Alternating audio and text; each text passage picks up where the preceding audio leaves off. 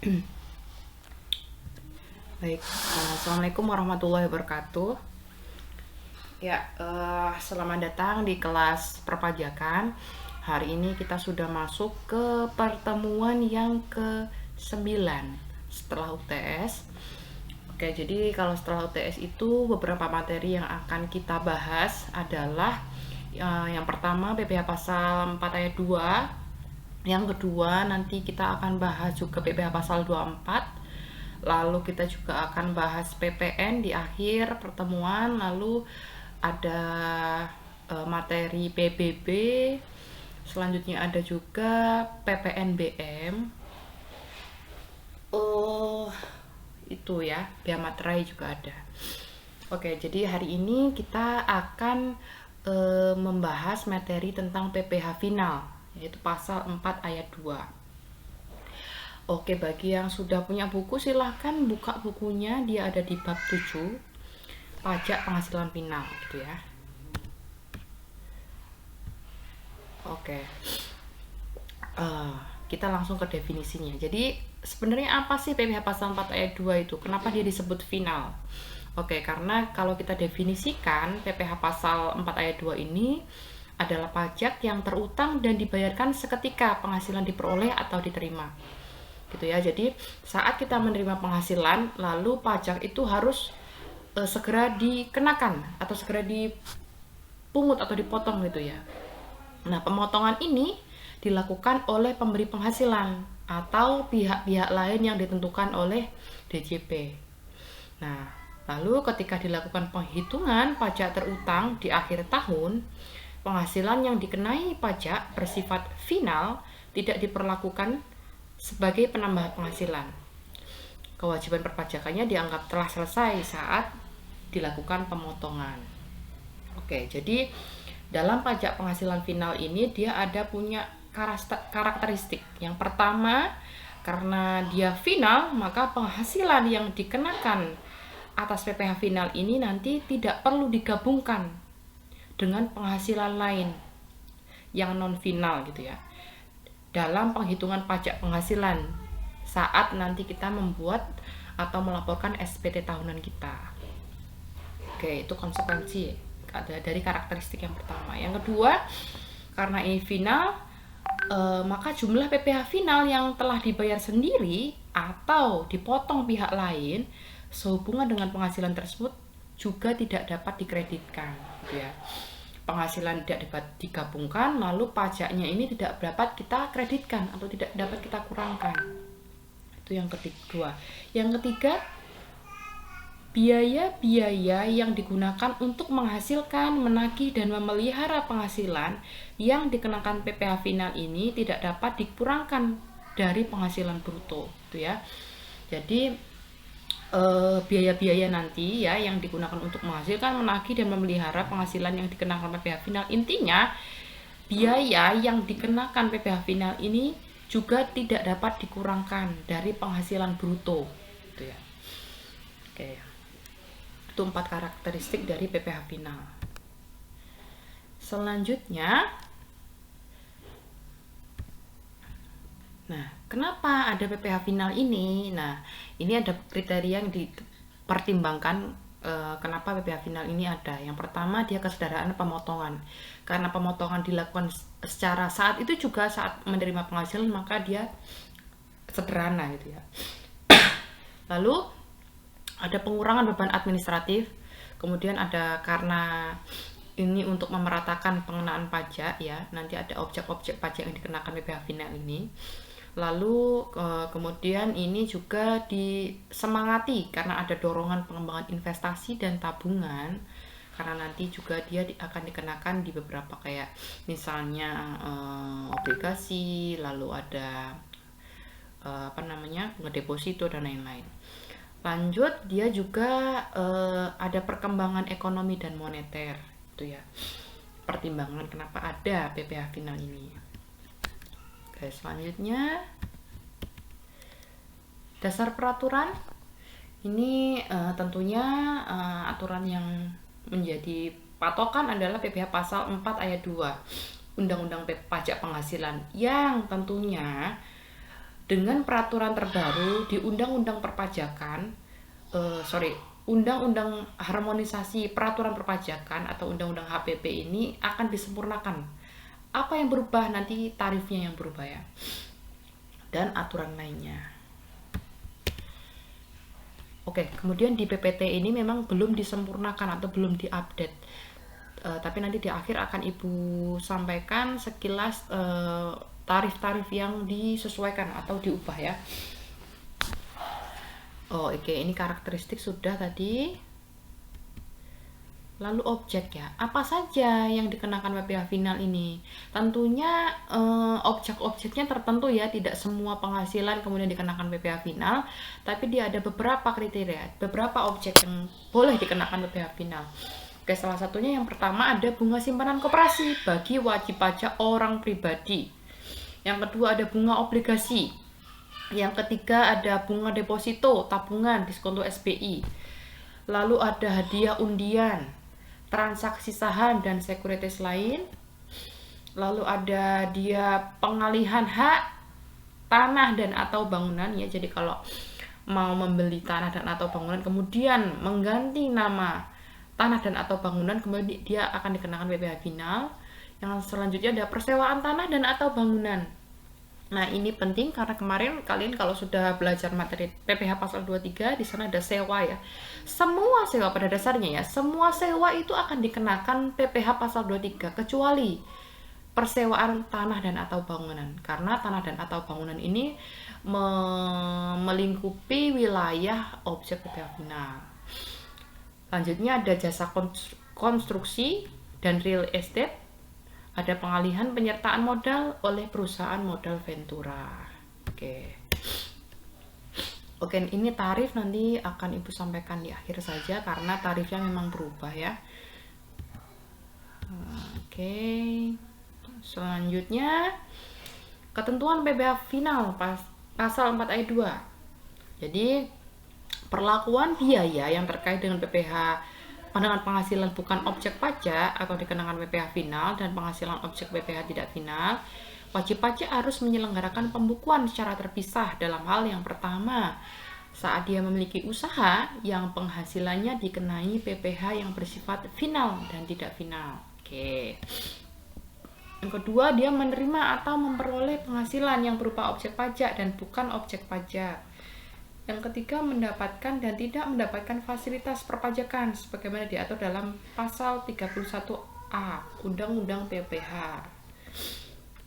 Oke, ini perhitungannya.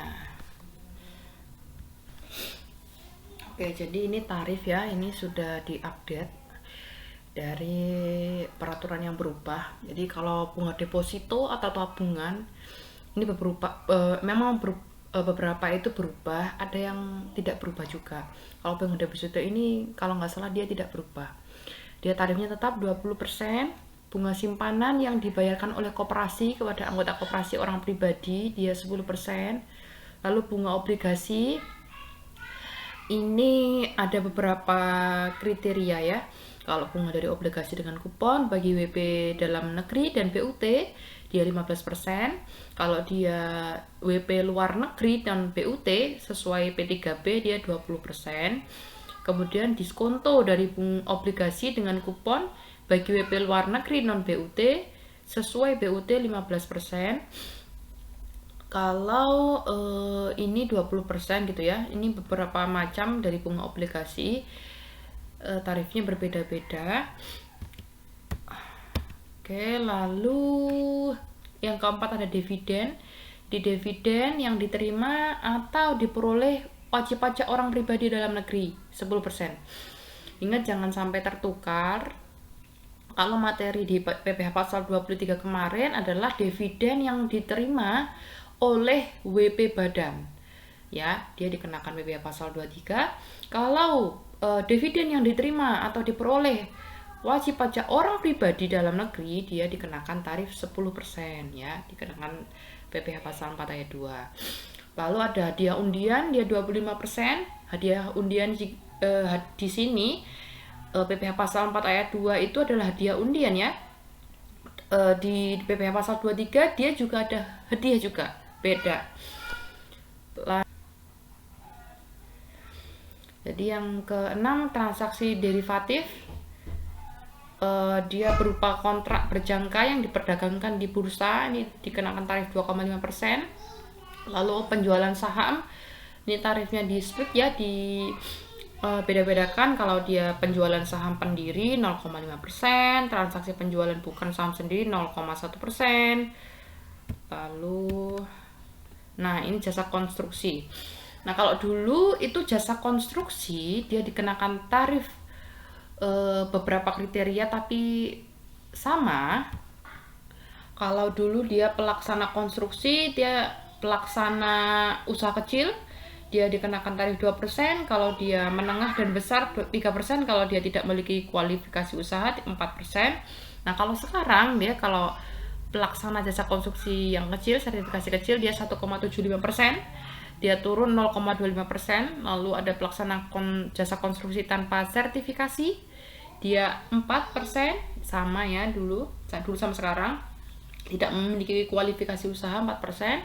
Kalau dia jasa konstruksi sertifikasi sedang dan besar, dulunya nih 3%, sekarang turun 0,35% jadi 2,65% ya. Selanjutnya kalau dulu perencana konstruksi dan pengawasan itu 4% ya. 4% ini untuk yang memiliki kualifikasi usaha.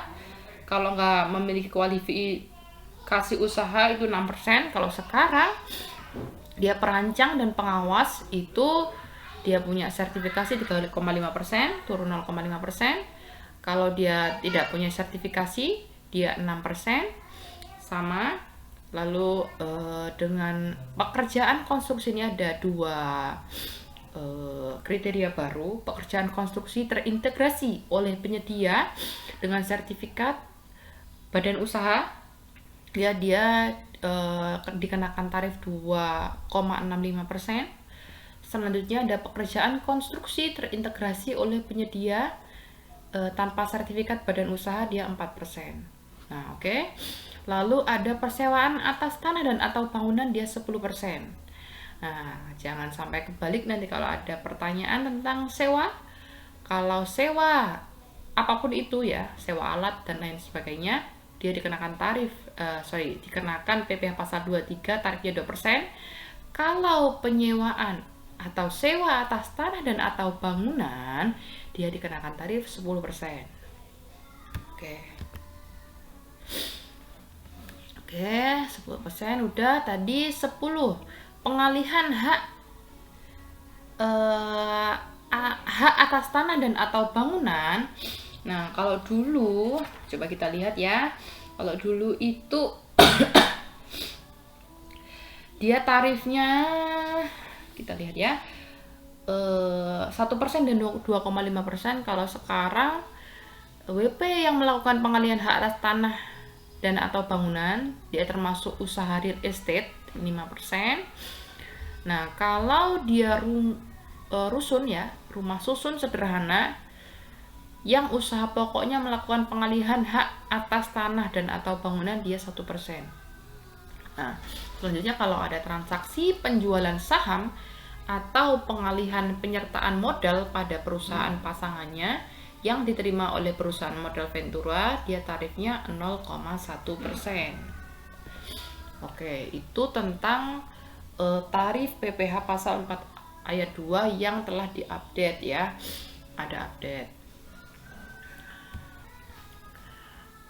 Oke, baik. Selanjutnya setelah kita tadi belajar tentang materinya, lalu tarifnya, karakteristiknya, lalu kita sekarang next ke contoh kasusnya ya. Jadi kebetulan kasus yang ada di PPT ini itu tarifnya kebanyakan nggak berubah ya. Oke, kita langsung aja. Contoh yang pertama, untuk kasus yang pertama, PT Akur membayar sewa gudang untuk menyimpan tekstil kepada PT Buana. NPWP-nya adalah sekian, lalu dia sebesar 150 juta. Nah, biaya sewanya ya, untuk setahun dan dibayar semuanya di bulan ini. Berapakah PPh yang terutang? Oke, kalau ada kasus seperti ini, kita harus analisis dulu apakah jenis sewanya. Oke, jadi yang kasus ini dia sewa gudang. Gudang itu kan bangunan ya, tanah dan atau bangunan. Maka oke, dia masuk klasifikasi PPh pasal 4 ayat 2 ya. Oke, kalau sudah masuk klasifikasinya, tarifnya berapa ya? Tadi sewa gudang tarifnya 10% dan tarifnya tidak berubah. Langsung saja kita hitung tarifnya 10%, kita kalikan biaya sewanya 150 juta, maka PPh terutangnya adalah 15 juta ya dari transaksi tersebut. Selanjutnya, kasus yang kedua. PT Air menerima penghasilan bunga deposito dari Bank Mandiri sebesar 15 juta. Berapakah PPh yang terutang yang harus dibayar oleh PT Air gitu ya. Oke. Dari sini kita berarti analisis dulu bahwa kasus ini betul ya, bahwa kasus ini betul masuk PPh pasal 4 ayat 2 karena dia kategori bunga deposito. Berapa tarifnya? Tarifnya adalah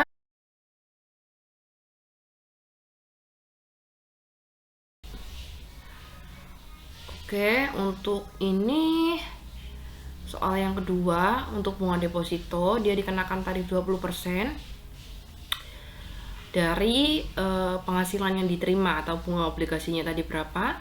Bunga depositonya berapa? Bunga deposito yang diterima adalah 15 juta, maka 20% tarifnya dikali dengan bunga deposito 20% kali 15 juta yang diterima. Jadi PPh terutangnya adalah 3 juta gitu ya. Lanjut, kasus yang ketiga ini ASI Corp dia melakukan penjualan 10% sahamnya, saham anak perusahaan PT Buana Sakti. Nah, di Bursa Efek Indonesia dengan nilai transaksi sebesar 125 juta, termasuk gainnya 35 juta. Berapakah PPh yang terutang? Oke, jadi atas transaksi penjualan saham ini dia dikenakan dua tarif ya. Kalau dia untuk saham pendiri dia dikenakan tarif 0,5%. Di jawabannya di PPT itu 0,6%, tapi tarif sekarang adalah 0,5%. Jadi tarifnya 0,5% dikali dengan 35 juta gainnya tadi. Lalu kalau dia saham non pendiri, dia dikenakan tarif 0,1%, 0,1 dikali 35 juta, ketemu 35 ribu rupiah, gitu ya. Oke, tadi beberapa contoh yang ada di PPT. Sekarang kita akan bahas juga beberapa contoh yang ada di buku. Nah, di buku ini kalian bisa lihat nanti ya, halaman 113. Nah, kita akan bahas beberapa. Oke, contoh 1 misalnya PT Bank ABC dia menyewa sebuah ruko yang dipergunakan untuk kantor cabang. Kemudian PT Bank ABC ini telah ditunjuk oleh Kepala Kantor Pelayanan Pajak sebagai pemotong PPh atas penghasilan dari persewaan tanah dan atau bangunan. Oke ya. PT Bank ABC ini menyewa sebuah ruko dari Tuan Purnomo dengan biaya sewanya 360 juta untuk jangka waktu 1 tahun. Oke, jadi atas transaksi ini berarti kalau kita analisis bahwa si PT Bank ABC ini adalah perusahaan yang ingin menyewa sebuah ruko dari Tuan Purnomo. Nah, biaya sewanya selama 1 tahun itu adalah 360 juta. Nah, kalau sewa ruko berarti kan dia tanah dan atau bangunan, maka dia dikategorikan ke dalam PPh final. Kalau PPh final maka akan dikenakan tarif 10% ya. Oke, 10% dikali dengan 360 juta dari biaya sewanya, ketemu 36 juta rupiah. Oke, itu nomor 1. Lanjut, nomor 2, PT Ogarugi. Dia merupakan perusahaan yang bergerak dalam bidang usaha jasa pelaksana konstruksi. Oke, pada tahun 2016, PT ini mendapat proyek dari PT Bank ABC untuk melakukan renovasi kantor. Nilai kontraknya adalah 1 miliar. Nah, dari nilai kontrak 1 miliar ini, dia PT Oga Rugi ini menggunakan termin pembayaran. Yang pertama, termin pertama dia dibayarkan sebesar 95%. Termin kedua dibayarkan 50% atau sisanya atau dilunasinya. Nah, harga ini belum termasuk PPN 10%. Bagaimana penghitungannya gitu ya. Oke, jadi kalau ada analisis kasus seperti ini, berarti kita pastikan kalau transaksi ini masuk kategori PPh pasal 4 ayat 2.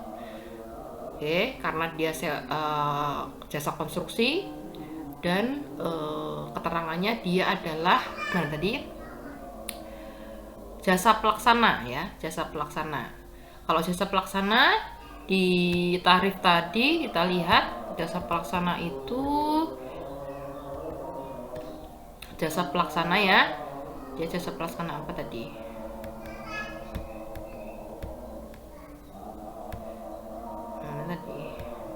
Jasa pelaksana konstruksi. Oke. Niat kualifikasinya dia kontraktor menengah. Kita lihat lagi pelaksana konstruksi sedang dan besar ya, dia menengah itu sedang. Tarifnya 2,65%. Kalau dulu tarifnya 3%, sekarang tarifnya turun. Tarifnya turun sebesar 2,65% ya. Oke. Setelah itu kita hitung. Nah,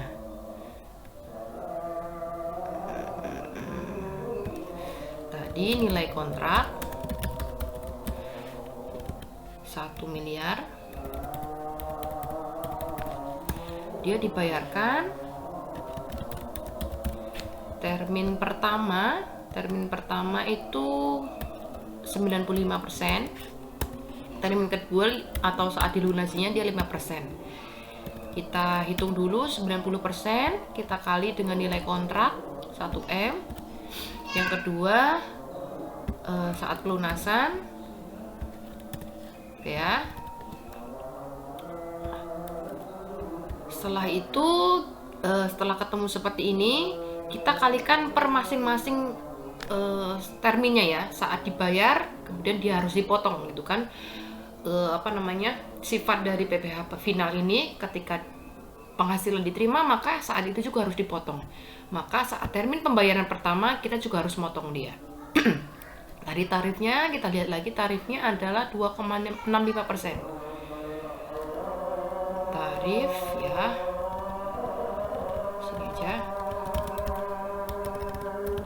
Tarif 2,65%. Oke, termin pertama berarti PPh pasal 4 ayat 2 yang dikenakan dari pembayaran ini adalah Rp25.175.000. Lalu termin yang kedua saat dia dibayarkan atau dilunasi Rp1.1.325.000 ya.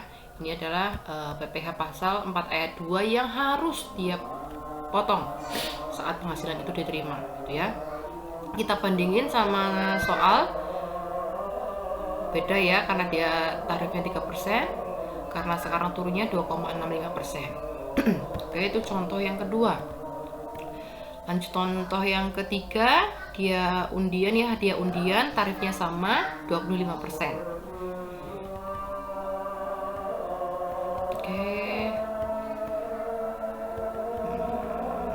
Kalau bunga deposito tadi sama 20%. Ini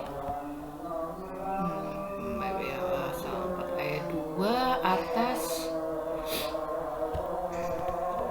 penjualan saham ya. Penjualan saham dia dikenakan tarif 0,1%. Oke. Itu mungkin materi hari ini kita. Sebenarnya materinya cukup simpel karena tarifnya juga sudah pasti ya. Oke, semoga materi kita hari ini bermanfaat. Wassalamualaikum warahmatullahi wabarakatuh.